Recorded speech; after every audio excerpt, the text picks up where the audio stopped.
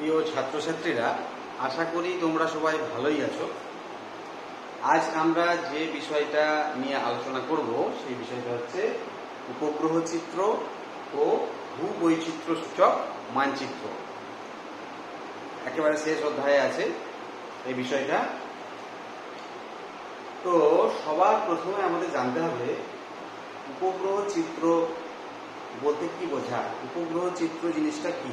তারপরে আমরা জানবো ভূবৈচিত্র্য সূচক মানচিত্র জিনিসটা কি। তো প্রথমে উপগ্রহ চিত্র অর্থাৎ উপগ্রহের মাধ্যমে যে মানচিত্র বা চিত্র তৈরি করা হয় তাকে বলা হয় উপগ্রহ চিত্র। সোজা কথায় এটাই, কিন্তু এটাকে আরো বিশদে জানতে হবে কিভাবে তৈরি হয়, কিভাবে উপগ্রহ মানচিত্রটা তৈরি করছে বা চিত্রটা তৈরি করছে, উপগ্রহ থাকে কোথায়, উপগ্রহ জিনিসটা ঠিক কি, ইত্যাদি ইত্যাদি সমস্ত বিষয়গুলো বিশদে আমরা জানব। তো উপগ্রহের মাধ্যমে যে চিত্র তৈরি করা হচ্ছে, যে মানচিত্র তৈরি করা হচ্ছে তাকে বলা হচ্ছে উপগ্রহ চিত্র। তো অ্যাকচুয়ালি উপগ্রহ বলতে তোমরা ছোটবেলা থেকে শুনে এসেছো যে গ্রহ তার চারিদিকে যারা ঘোরে তাদের উপগ্রহ বলা হয়। যেমন পৃথিবীর একটি উপগ্রহ আছে আমরা জানি চাঁদ, সেরকম মঙ্গলের আছে, শনির আছে, বৃহস্পতির আছে, বেশিরভাগ গ্রহেরই উপগ্রহ আছে। তাহলে এই উপগ্রহটা কি? এই উপগ্রহ কিন্তু ওই উপগ্রহ নয়, ওটা অরিজিনাল উপগ্রহ। আর এই উপগ্রহ হচ্ছে আর্টিফিশিয়াল স্যাটেলাইটস বা কৃত্রিম উপগ্রহ। কৃত্রিম কথাটা এখানে লেখা নেই, কিন্তু সবসময় এটা মাথায় রাখতে হবে যে এই উপগ্রহ বলতে কৃত্রিম উপগ্রহের কথা বলা হচ্ছে। তো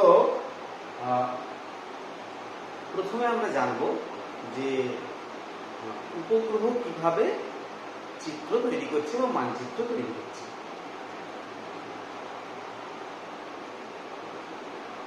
আর উপগ্রহ কোথায় বা থাকে, তার উপাদানগুলি বা কি কি, কি দিয়ে তৈরি, তাদের কি কি রয়েছে সেগুলো আমাদের জানতে হবে।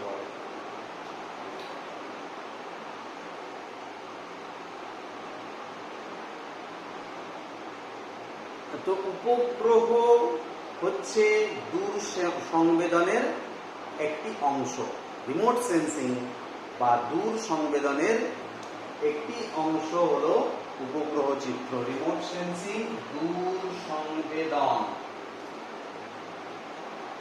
যাকে বলা হয় রিমোট সেন্সিং। এই রিমোট সেন্সিং এর একটা মাধ্যম হলো, একটা অংশ হলো উপগ্রহ চিত্র। কিন্তু উপগ্রহ চিত্র, উপগ্রহ একটা অংশ, কিন্তু উপগ্রহ ছাড়াও আরো কতগুলি পদ্ধতির দ্বারা রিমোট সেন্সিং করা যায়। তার মানে আমাদেরকে উপগ্রহ চিত্র জানার আগে রিমোট সেন্সিং বিষয়টা জানতে হবে, দূর সংবেদন বিষয়টা জানতে হবে। কারণ উপগ্রহ চিত্র এই রিমোট সেন্সিং পদ্ধতির সাহায্যেই তৈরি হয়। তো রিমোট সেন্সিং জিনিসটা আমরা আগে জেনে নিই কি জিনিস। রিমোট সেন্সিং বা দূর সংবেদন, নামটা শুনেই বোঝা যাচ্ছে যে দূর থেকে সংবেদন করা, অর্থাৎ পুরো বস্তু সম্পর্কে দূর থেকেই তথ্য সংগ্রহ করা এবং সেই তথ্যের ভিত্তিতে একটা আউটপুট দেওয়া। সেটা মানচিত্র হতে পারে বা অন্য কিছু হতে পারে। এটাকে রিমোট সেন্সিং বলা হয়। দূর থেকে কোনো কিছুকে, কোনো বস্তুকে স্পর্শ না করে সেই বস্তু সম্পর্কে তথ্য সংগ্রহ করা এবং সেই তথ্যগুলিকে কাজে লাগিয়ে একটা আউটপুট তৈরি করা। ঠিক আছে? যেমন আমরা ক্যামেরায় ছবি তুলি, যে বস্তুটার ছবি তুলি তাকে টাচ করতে হয় না, কিন্তু ক্যামেরায় ছবিটা উঠে যায়। সেটা মোবাইলের ক্যামেরায় হোক বা ভিডিও ক্যামেরা হোক বা স্টিল ক্যামেরায় হোক। আমরা ওটাকেও একটা রিমোট সেন্সিং বলতে পারি বা দূর সংবেদন বলতে পারি। তাহলে দূর সংবেদনের 3টা পর্যায় রয়েছে। সেই 3টা পর্যায় কি কি? দূর সংবেদনের প্রথম পর্যায় হচ্ছে আমরা গ্রাউন্ড বেসড রিমোট সেন্সিং করতে পারি, বা ভূপৃষ্ঠের উপর দাঁড়িয়ে কোনো যন্ত্রের মাধ্যমে রিমোট সেন্সিং করতে পারি, সেটাকে বলা হয় গ্রাউন্ড বেসড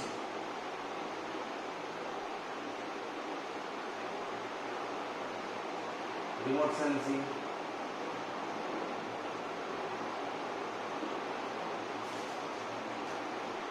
সেটার উদাহরণ কি হবে? সেটার উদাহরণ যেটা বললাম, যে ভূপৃষ্ঠে আমরা যদি কোনো ক্যামেরা বসাই, ভিডিও ক্যামেরা বসাই,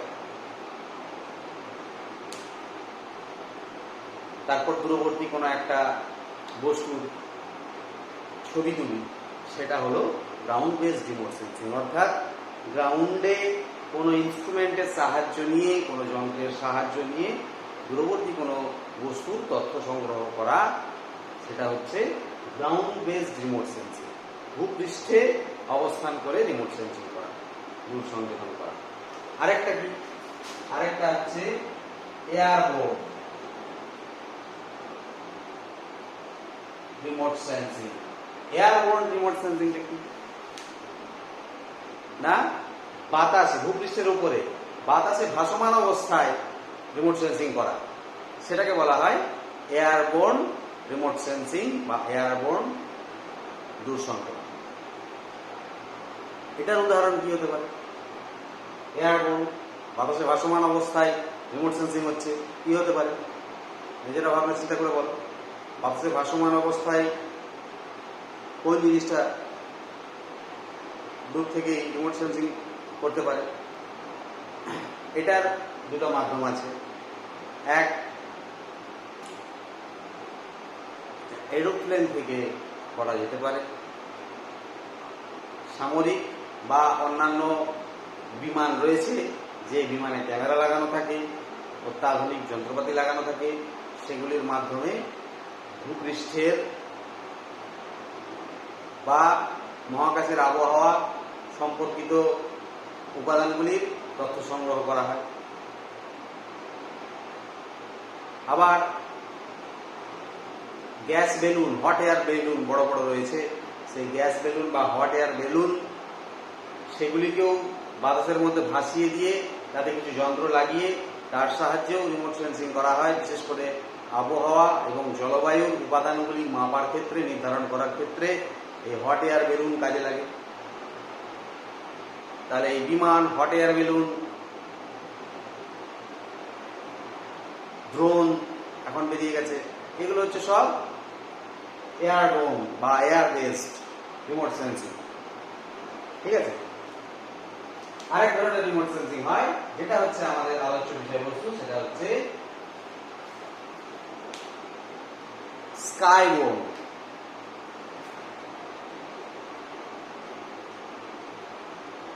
রিমোট সেন্সিং। স্কাইবোর্ন বা মহাকাশ বা আকাশের উপর ভিত্তি করে যে রিমোট সেন্সিং করা হয়, তাকে বলা হচ্ছে স্কাইবোর্ন রিমোট সেন্সিং বা মহাকাশ ভিত্তিক রিমোট সেন্সিং। এটা কিরকম? এর উদাহরণ কি? এর উদাহরণ হচ্ছে এই যে উপগ্রহ। মহাকাশের মধ্যে সমস্ত উপগ্রহ বসানো রয়েছে, সেই উপগ্রহগুলি আমাদের ভূপৃষ্ঠের যাবতীয় তথ্য সংগ্রহ করে এবং সেই তথ্যের সাহায্যে একটি আউটপুট তৈরি করে বা একাধিক আউটপুট তৈরি করে। এটাকে আমরা বলি স্কাইবোর্ন রিমোট সেন্সিং। এভাবে এই 3টি উপায়ে রিমোট সেন্সিং করা হয়ে থাকে। আমাদের এখানে যেটা দরকার লাগবে, যেটা মূল কাজে লাগার বিষয়, যেটা হচ্ছে স্কাইবোর্ন, যেটা হচ্ছে যার মাধ্যমে উপগ্রহ চিত্রটা তৈরি হয়। স্কাইবোর্নে উপগ্রহ মহাকাশে ফিট করা রয়েছে। পৃথিবীর প্রায় সব দেশেরই কম বেশি উপগ্রহ রয়েছে। আমাদের দেশেরও প্রচুর উপগ্রহ ছাড়া আছে মহাকাশে। সেই উপগ্রহগুলো বিভিন্ন কাজ করে থাকে। সামরিক ক্ষেত্রে কাজে লাগে, যোগাযোগ ব্যবস্থার জন্য কাজে লাগে, কোথায় খনিজ সম্পদ আছে সেটা খুঁজে বের করানোর জন্য কাজে লাগে, আবহাওয়া ও জলবায়ু ডিটারমিনেশনের জন্য বা ফোরকাস্টিং এর জন্য কাজে লাগে। বিভিন্ন বিষয়ে উপগ্রহ কাজে লাগে। ইনফ্যাক্ট এই উপগ্রহ না থাকলে আমাদের বর্তমান যে যোগাযোগ ব্যবস্থা সেটাও অচল, কারণ আমাদের যত মোবাইল বলো, কম্পিউটার বলো, যে ইন্টারনেট ব্যবস্থাটা সমস্তটাই চলছে উপগ্রহের উপর ভিত্তি করে। উপগ্রহ যদি অকেজ হয়ে যায় তাহলে আমাদের পুরো ইন্টারনেট সিস্টেম, সবসময় যে মোবাইল, ফেসবুক, হোয়াটসঅ্যাপ, টিকটক এই সমস্ত করে যাচ্ছে, সেগুলো সব বন্ধ হয়ে যাবে। তো সেজন্য এই স্কাইবোর্ন রিমোট সেন্সিংটা খুব গুরুত্বপূর্ণ এবং উপগ্রহ জিনিসটাও খুব গুরুত্বপূর্ণ। তো এইগুলো গেল রিমোট সেন্সিং এর ভাগ, কত রকম ভাবে রিমোট সেন্সিং হয়ে থাকে। এবারে আমরা চলে যাব যেটাতে, সেটা হচ্ছে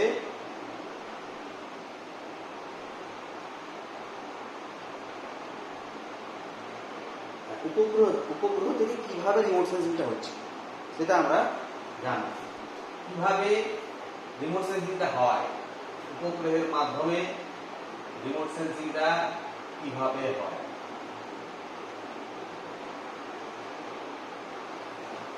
মানচিত্রটা যে তৈরি করবে, কিভাবে তৈরি করবে?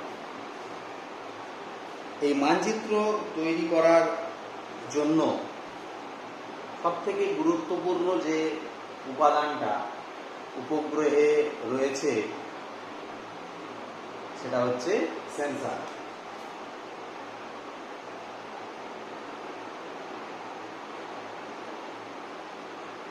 অত্যন্ত গুরুত্বপূর্ণ একটি যন্ত্রাংশ উপগ্রহের মধ্যেই লাগানো রয়েছে এবং এই সেন্সরের সাহায্য নিয়েই রিমোট সেন্সিং করা হয়, দূর সংবেদন করা হয় এবং উপগ্রহ চিত্র তৈরি করা হয়। ঠিক আছে, তো সেটা কিভাবে হয়? সেন্সর জিনিসটা কি? সেন্সর জিনিসটা হচ্ছে ওই যে বললাম, দূর থেকে উপগ্রহটা কোনো বস্তুর তথ্য সংগ্রহ করে নিচ্ছে, সেই বস্তুটিকে টাচ না করেই।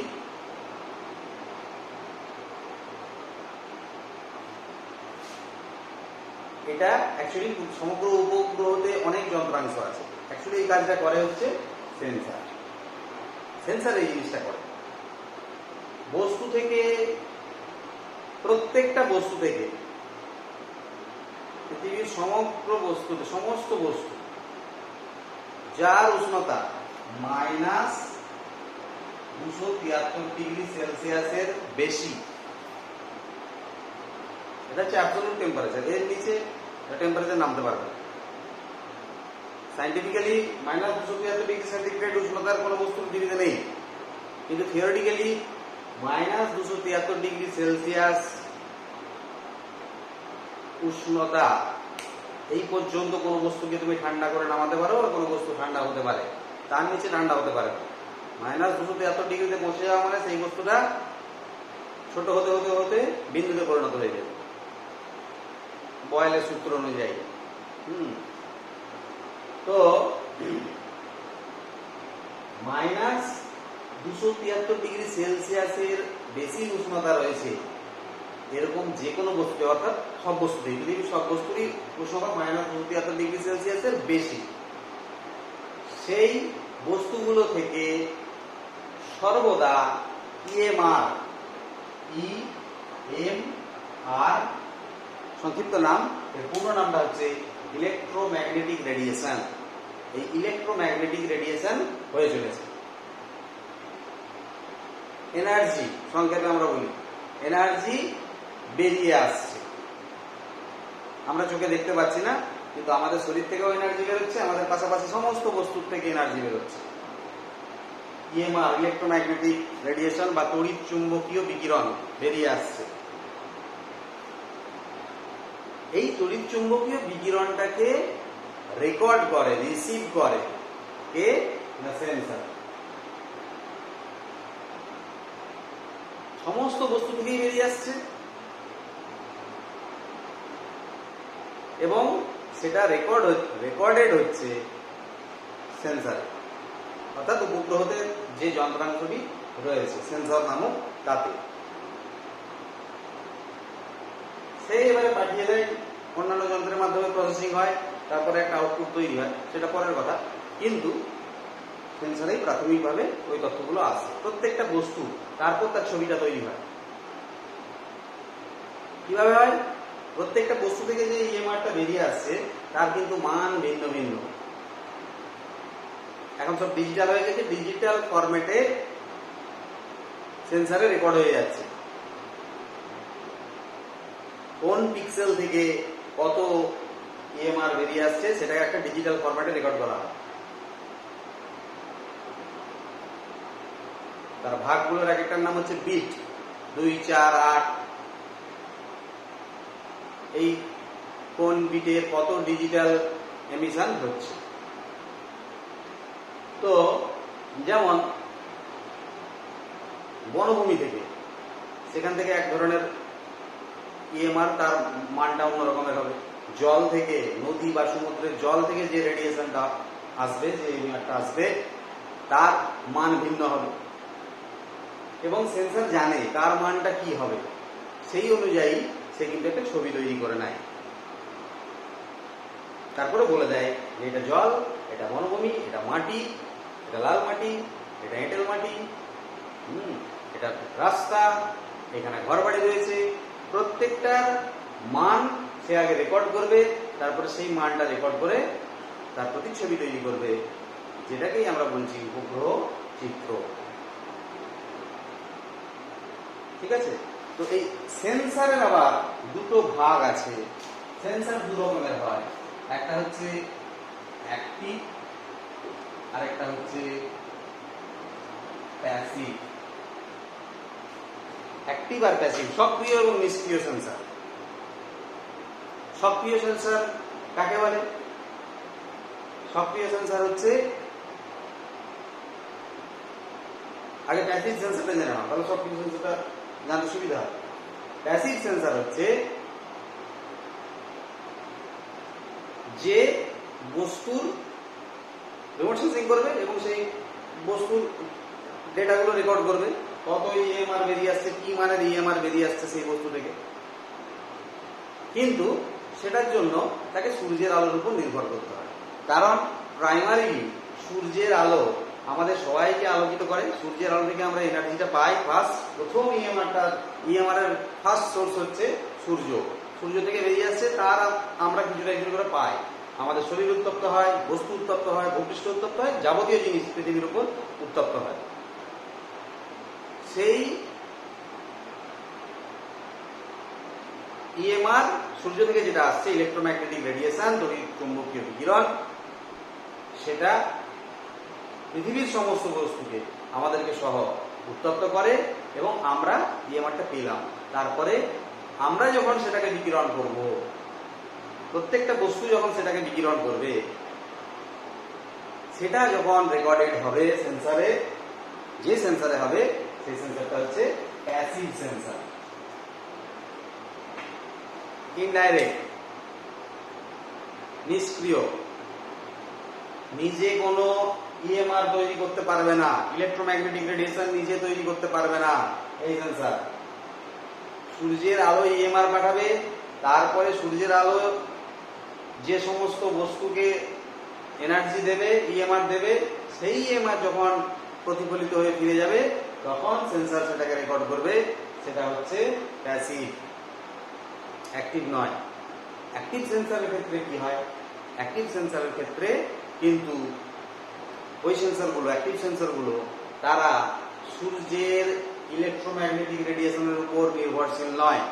সূর্য তাপ দিল কি না দিল, আলো দিল কি না দিল, তাদের কিছু যায় আসে না। তারা নিজেরাই তড়িৎ চুম্বকীয় বিকিরণ তৈরি করে এবং নিজেরাই আবার সেটাকে রিসিভও করে। এই অ্যাক্টিভ সেন্সরের গুণটা হচ্ছে কি, ভালো দিকটা কি, অ্যাক্টিভ সেন্সর সূর্যের উপর নির্ভরশীল নয়, নিজেই ইএমআর তৈরি করে, ছেড়ে দেয় সেটাকে, তারপরে ওই ইএমআরটা আবার ফিরে আসে, দিয়ে সেটাকে রেকর্ড করে নেয়। এটাকে বলা হয় অ্যাক্টিভ সেন্সর। প্যাসিভ সেন্সর কোথায় আছে? সমস্ত উপগ্রহে আছে প্যাসিভ সেন্সর, ক্যামেরাতেও আমাদের আছে প্যাসিভ সেন্সর। আর যেগুলো বললাম যে বিমান, হট এয়ার বেলুন, এগুলোতেও সব প্যাসিভ সেন্সর লাগানো থাকে। এরা সব দিনের বেলাতেই করতে হয়, রাতের বেলায় সাধারণত পারে না।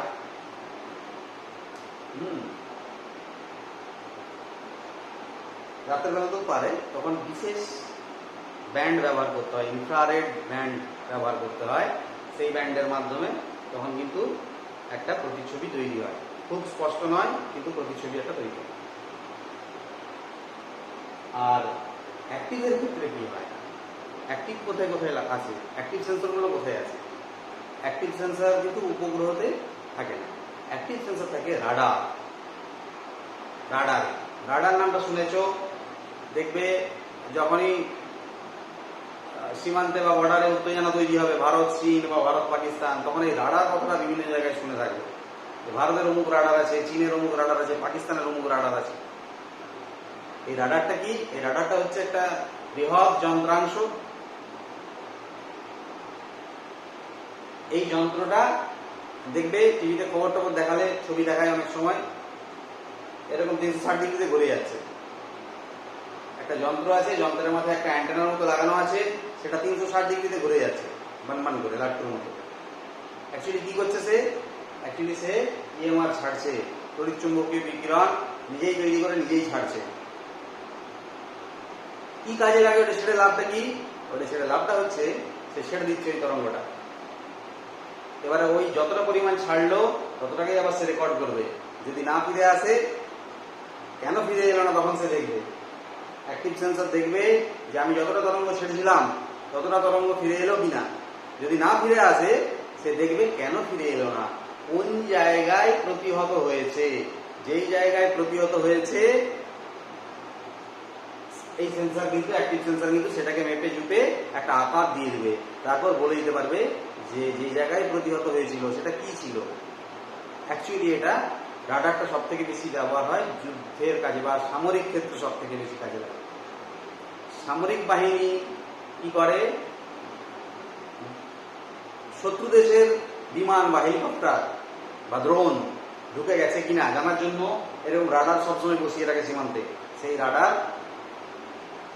ইএমআর কন্টিনিউয়াসলি 24 ঘন্টা ইএমআর ছেড়েই যাচ্ছে, ইলেকট্রোম্যাগনেটিক রেডিয়েশন ছেড়েই যাচ্ছে। শত্রুপক্ষের বিমান যদি ঢুকে যায় এই রাডারের ক্যাপাসিটি এলাকার মধ্যে, তখন তাতে রাডার যে ইলেকট্রোম্যাগনেটিক রেডিয়েশনটা ছাড়ছে গিয়ে ওই বিমানে ধাক্কা খাবে। তাহলে রাডার যতটা তরঙ্গ ছাড়বে সবটা ফিরে চলে আসবে, শুধুমাত্র ওই বিমানে যেটুকু ধাক্কা লাগবে সেটা আর রাডারে ফিরে আসবে না, প্রতিফলিত হয়ে বিভিন্ন দিকে ছিটকে চলে যাবে। রাডারে কিন্তু ওই যে জায়গাটায় ধাক্কা খেলো বিমানের, তার একটা চিত্র তৈরি হয়ে গেছে এবং রাডারের ইমেজটা কম্পিউটারের সঙ্গে সঙ্গে তৈরি হয়ে যাচ্ছে। ছবিটা দেখে কিন্তু সামরিক বাহিনীর বিশেষজ্ঞরা যারা বসে আছে তারা বলে দেবে যে এটা একটা বিমান ছিল, শত্রুপক্ষের বিমান ঢুকে গেছে আমাদের এলাকায়, হামলা করো। এই কাজে লাগে অ্যাক্টিভ সেন্সর। ঠিক আছে, এইটা গেল সেন্সর।